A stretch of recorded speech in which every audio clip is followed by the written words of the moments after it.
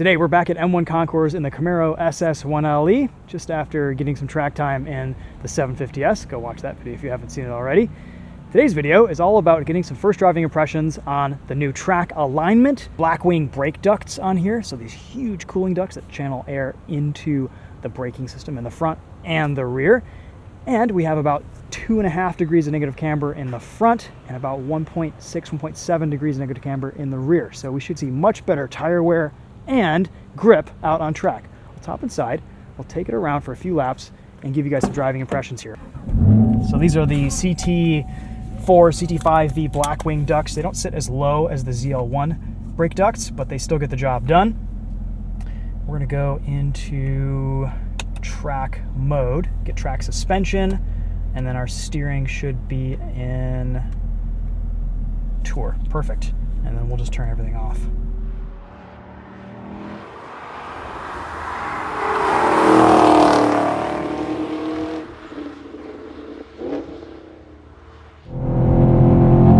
We have a little bit of toe in at the rear, about 0.05 degrees on each side. And that should help with power coming out of corners. Just get a little bit more rear end stability. Already, turn in is so good, and lateral traction does feel a little bit better with this track alignment. Less understeer.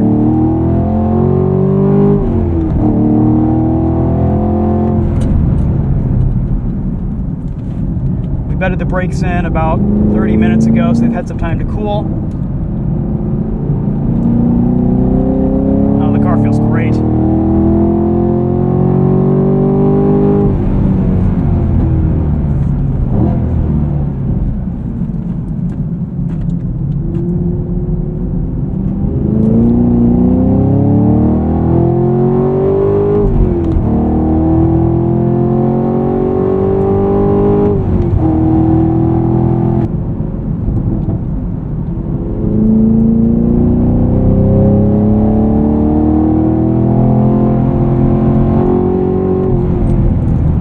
More neutral on throttle too.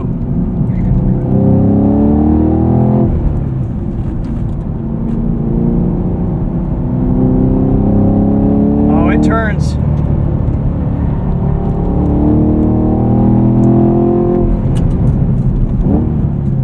Excuse my car seat rattling around in the back.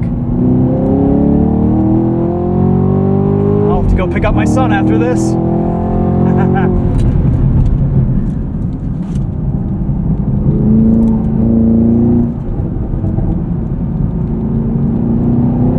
Made a huge difference in handling.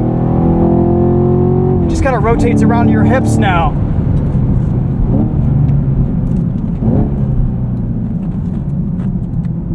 A lot more confidence in that brake pedal too.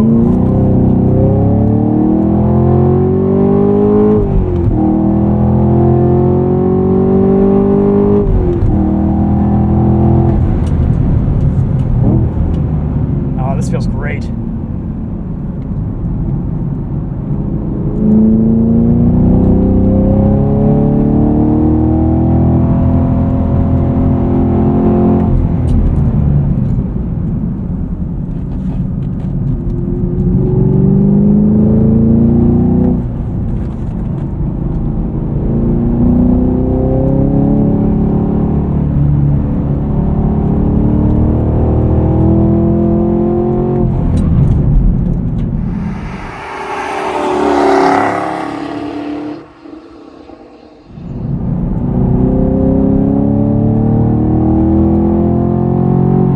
Basically a stock vehicle with pads, fluid, and cooling ducts. That is absolutely fantastic. And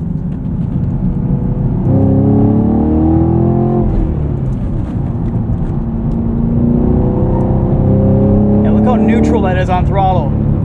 You can just balance it, rotate it with your right foot. That is awesome. Okay, we'll do a cool down, and that'll be it. Fantastic. How are engine temps? We got the AC running. We're sitting right about 240 or so. That's great. Beautiful. Tires look good. Pressures are a little bit high. We started around 31, 32 PSI. So how does this compare to the Type R and the S2000? Type R is a little bit more accurate and more razor edged on track. This is a bit lazier, easier to place. Engine's more exciting. It's faster. I like the SS1LE on track. It's really good. It has a great chassis. It feels super neutral. It's just at home. The brakes, everything hold up really well. You can run air conditioning. It doesn't overheat anything. The cooling systems here are just awesome. So hats off to Chevrolet for getting everything right from the factory with that regard. Good time. Great stuff. I'm really glad I made some of these changes. I would highly recommend it if you're tracking your SS1LE.